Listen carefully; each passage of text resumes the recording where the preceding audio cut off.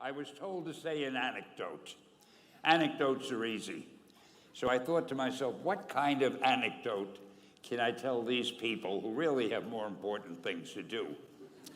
And I figured I'm going to tell you how Spider-Man came into being. It's a true story, although sometimes it's hard even for me to believe it. But we had already done the Fantastic Four and I think maybe the X-Men, I can't remember the order, but my publisher came to me and he said, Stan, I want you to come up with another superhero. So I said, okay, went home, and when my publisher said do something, I'd better do it because I wanted to keep my job. I thought, what can I come up with now? And the most important thing in a superhero at first is the superpower. Once you get that, everything else comes along. So I thought, what power will I give a new guy? And I saw a fly crawling on the wall. And I said, hey, if I could get a superhero that could stick to walls and crawl on them, man, that would be cool. And I thought that was good. Now I needed a name. So I said, well, let's see, Fly Man, Mosquito Man. I got down to Spider-Man. Spider-Man. It just sounded dramatic. So, okay, I had my hero. I had his power, his name. And then I figured, just for fun, I'm going to give him personal problems. Because except for you people that your lives are perfect, but most other people have personal problems.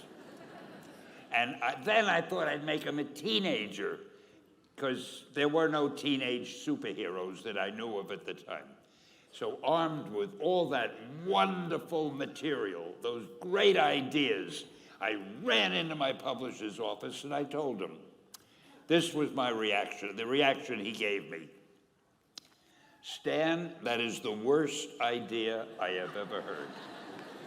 First of all, and he started to give me because he's a very logical man, very intellectual. First of all, people hate spiders, so you can't call a hero Spider-Man. You want him to be a teenager? Teenagers can only be sidekicks. And you want him to have personal problems? Stan, don't you know what a superhero is? They don't have personal problems. Well, I left the office disappointed, but obviously a much wiser man. And I couldn't get Spider-Man out of my system. So we were about to kill a magazine. I think it was called Amazing Fantasy. It wasn't selling well, and we were sending the last issue to press. When you do the last issue of a magazine, nobody cares what you put in it because the book is dying.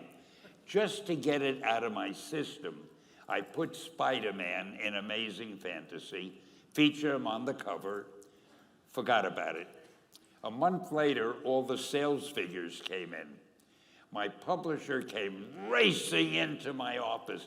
Stan, you remember that character we both loved so much, Spider-Man? He said, let's do him as a series. Now, why am I telling you this? Besides the fact that I have to kill a little time. If you have an idea that you genuinely think is good, don't let some idiot talk you out of it.